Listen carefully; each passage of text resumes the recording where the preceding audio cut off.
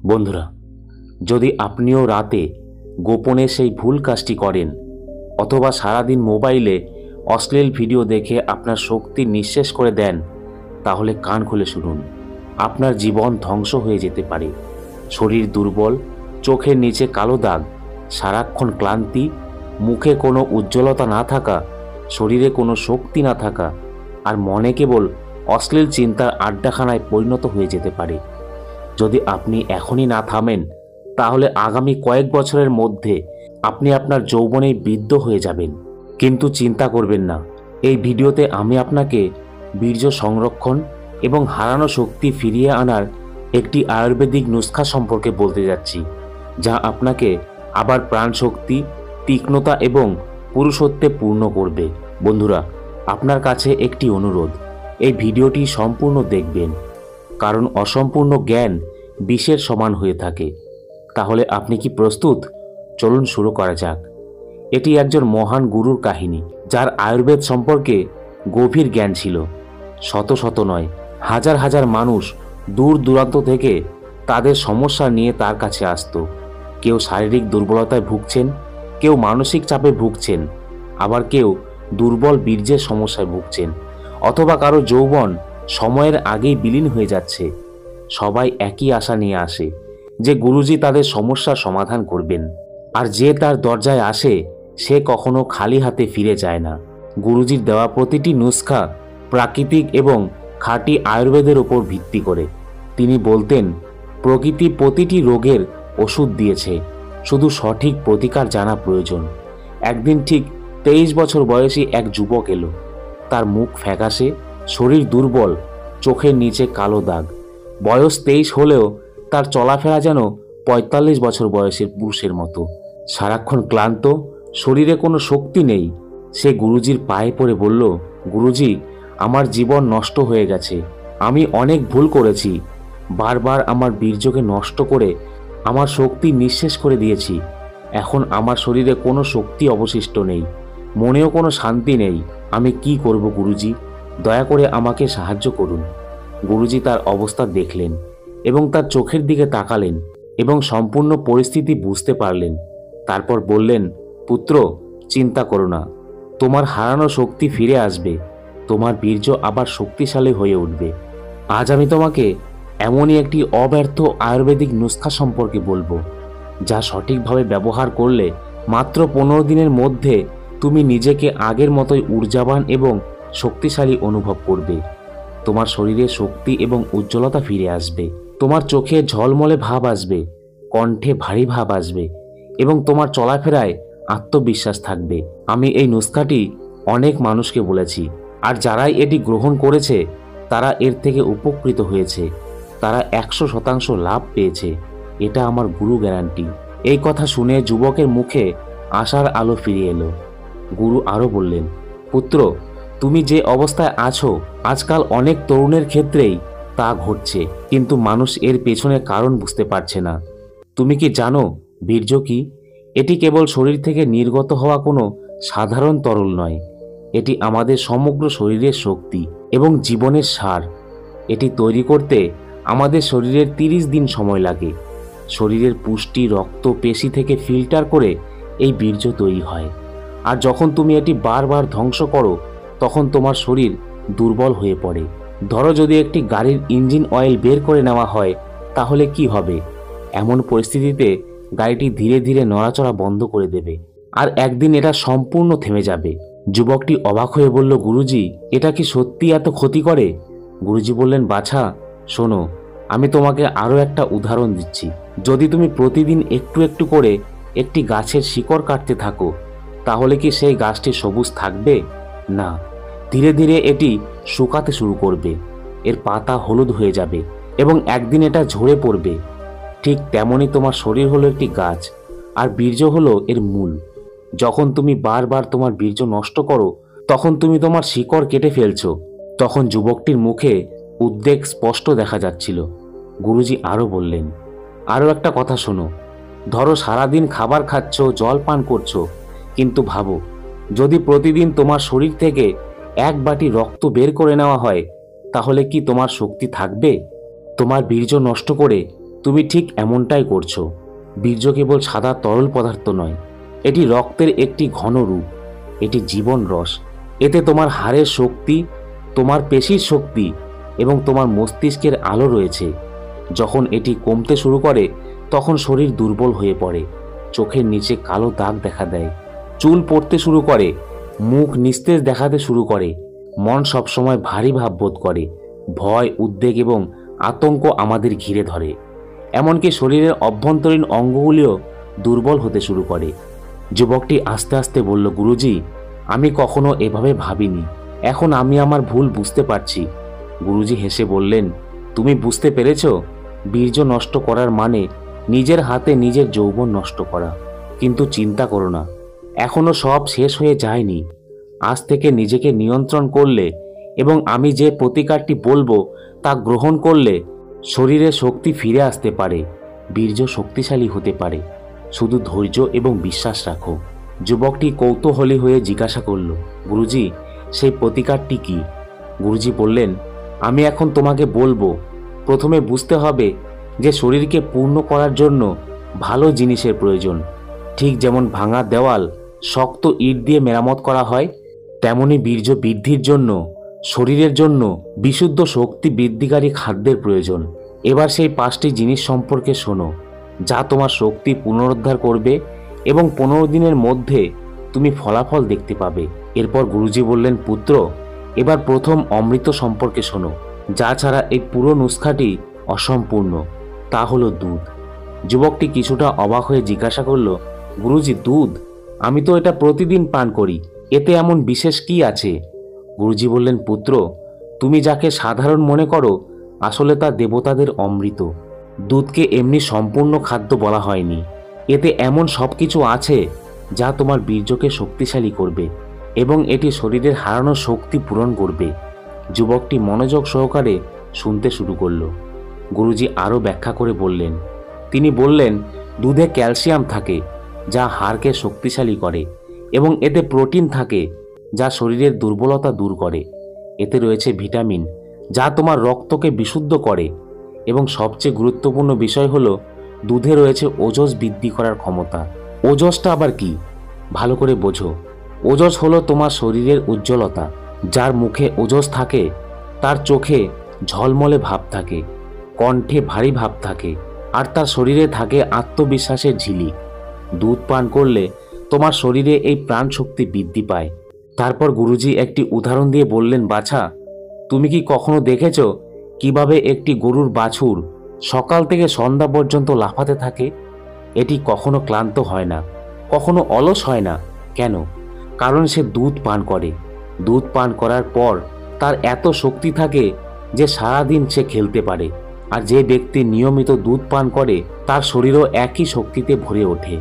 সে ক্লান্ত হয় না, দ্রুত বৃদ্ধ হয় না এবং সবচেয়ে গুরুত্বপূর্ণ বিষয় হলো তার বীর্য শক্তিশালী হয়।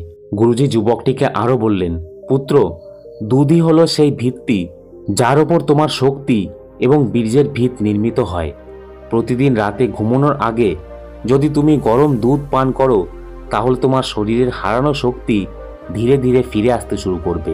তোমার শিরাগুলো শক্তিশালী হয়ে উঠবে, বীর্য ঘন হবে এবং মাত্র 15 দিনের মধ্যেই তুমি নিজেই পার্থক্য অনুভব করবে।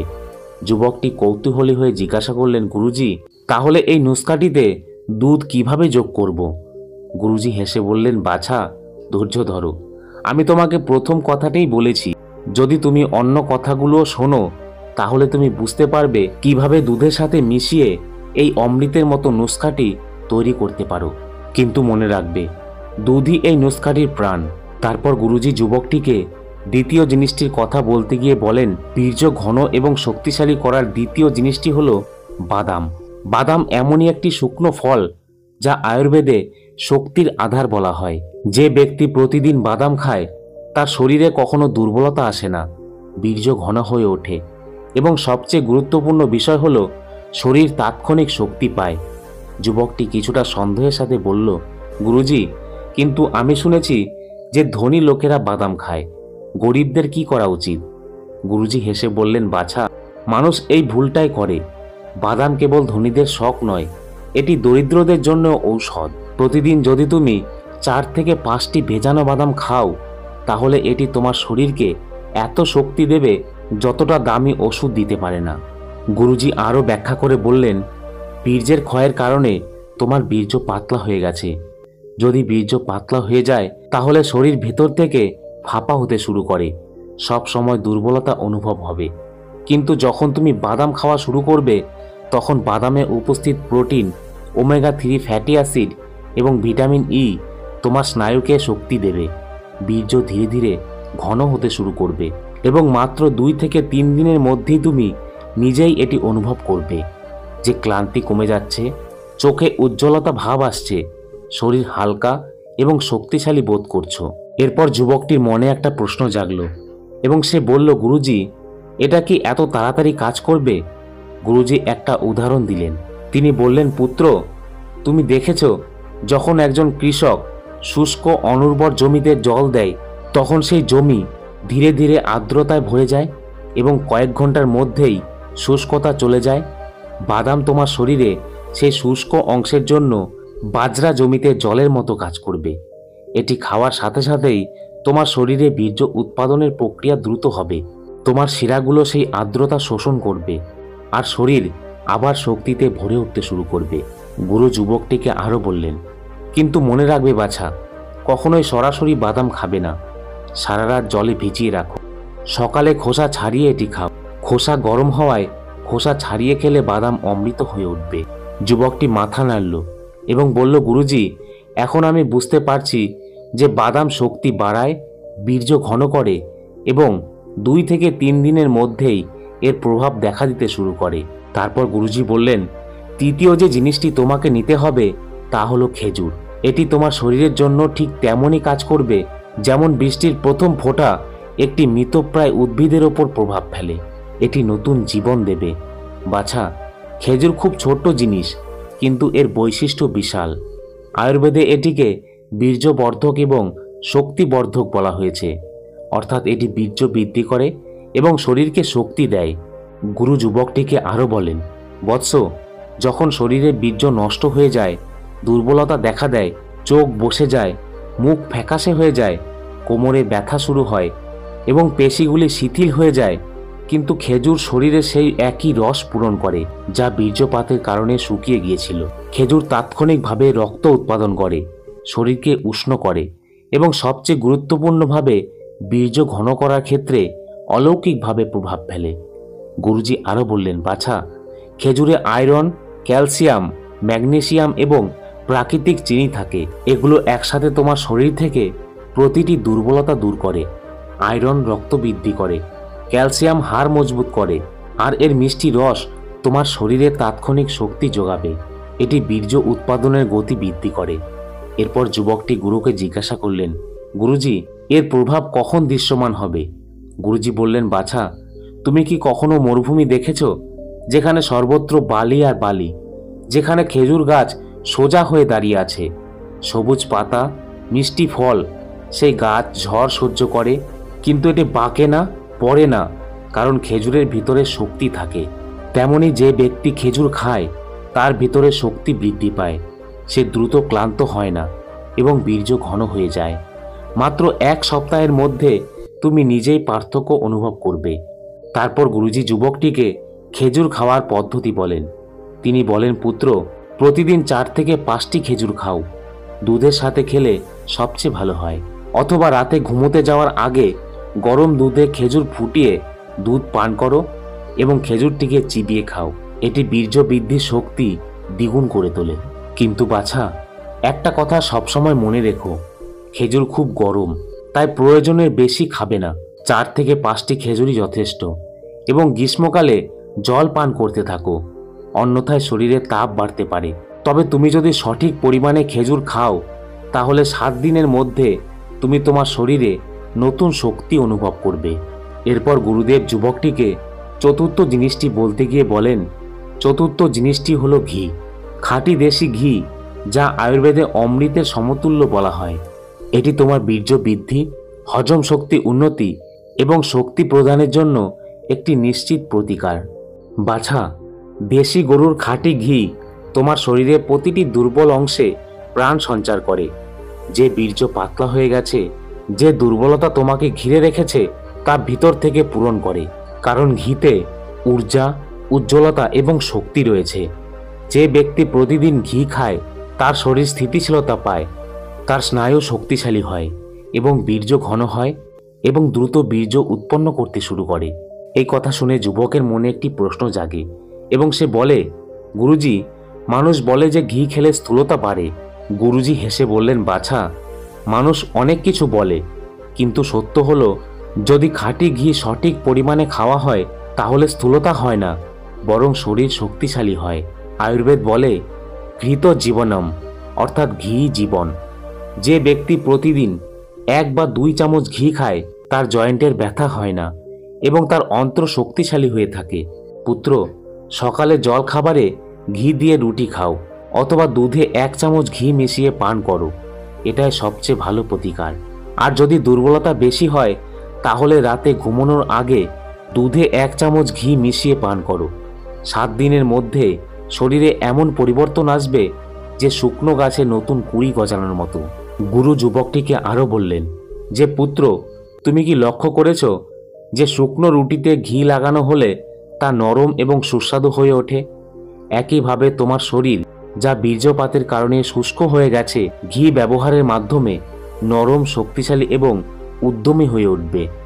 গুরু যুবককে আরও বলেন, এখন আমি তোমাকে এই নুস্খাটির শেষ কিন্তু সবচেয়ে কার্যকর জিনিসটি বলবো।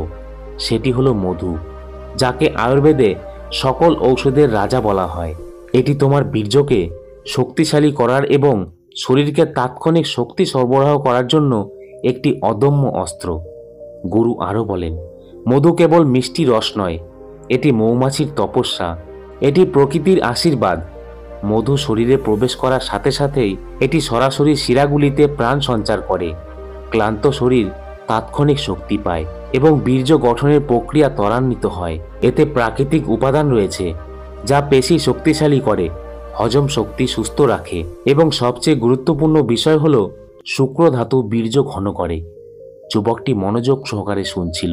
গুরুজি যুবকটিকে আরও বললেন, পুত্র, যখন বীর্য পাতলা হয়ে যায় তখন শরীর ভেতর থেকে ফাঁপা বোধ করতে থাকে। পিঠে ব্যথা, পায়ে ক্লান্তি, মাথায় ভারী ভাব, এগুলো সবই বীর্যের দুর্বলতার কারণ।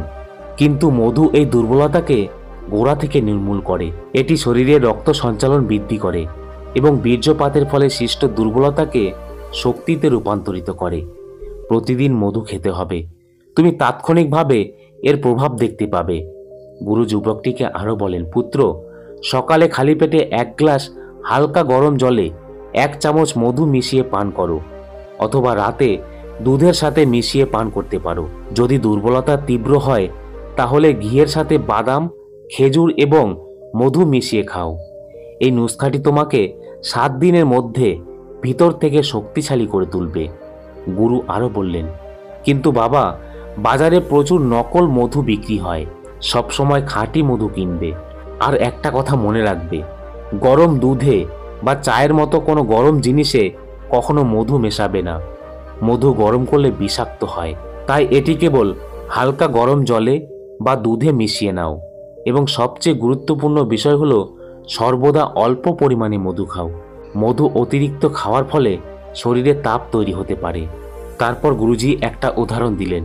তিনি বললেন, বাছা, তুমি কি কখনো দেখেছ একজন কৃষক মাঠে দাঁড়িয়ে কঠোর পরিশ্রম করছে, কিন্তু সে গুড় বা মধু মিশিয়ে 1 পাত্র জল পান করে এবং তারপর সে দ্বিগুণ শক্তি দিয়ে চাষ শুরু করে। এটি মধুর শক্তি। এটি একজন মৃতপ্রায় ব্যক্তিকে জীবিত করতে পারে। এটি তোমার বীর্যকেও শক্তিশালী করবে। এরপর যুবকটিকে বললেন, এখন আমি তোমাকে এই 5টি জিনিস দিয়ে তৈরি অমৃত চোখ সম্পর্কে বলবো, যা তোমার হারানো শক্তি পুনরুদ্ধার করবে। প্রথমে 7টি বাদাম সারা রাত ভিজিয়ে রাখো, সকালে খোসা ছাড়িয়ে পিষে নাও। এরপর 3টি খেজুর বীজ বের করে ছোট ছোট টুকরো করে কেটে নাও এবং 1 চামচ খাঁটি দেশি ঘি নাও। 1 গ্লাস দেশি গরুর দুধ গরম করে একটু ঠান্ডা করো এবং 1 চামচ খাঁটি ঘি দাও। প্রথমে বাদাম আর খেজুর ঘিয়ে হালকা ভেজে নাও, তারপর দুধে ঢেলে দাও। একটু ঠান্ডা হলে এতে মধু মিশিয়ে পান করো, তোমার অমৃত প্রস্তুত। গুরুজি আরও বললেন, বাছা, সকালে খালি পেটে এটি পান করো অথবা রাতে ঘুমানোর 1.5 থেকে 2 ঘন্টা আগে এটি পান করতে পারো। মনে রাখবে, এই নুস্খাটি অমৃত, কিন্তু সঠিক সময়ে এবং সঠিক পরিমাণে নেওয়া প্রয়োজনীয়। তারপর গুরুজি শেষ কথাটি বললেন, পুত্র, এই নুস্খাটি 15 দিন ধরে পান করার চেষ্টা করো। দেখবে তোমার মুখ উজ্জ্বল হয়ে উঠবে, তোমার কোমর শক্তি পাবে এবং তোমার বীর্য এত শক্তিশালী এবং ঘন হয়ে উঠবে যে তুমি একজন নতুন যৌবনের অনুভব করবে। বন্ধুরা, আমি প্রাচীন আয়ুর্বেদিক জ্ঞানের ভিত্তিতে এই নুস্খাটি আপনাদের বলেছি। যদি এই তথ্যটি আপনাদের ভালো লেগে থাকে তাহলে ভিডিওটি অবশ্যই একটি লাইক করবেন। আপনার একটা লাইক আমাদের উৎসাহিত করে যাতে আমরা আপনার জন্য আরও দুর্দান্ত তথ্য নিয়ে আসতে পারি।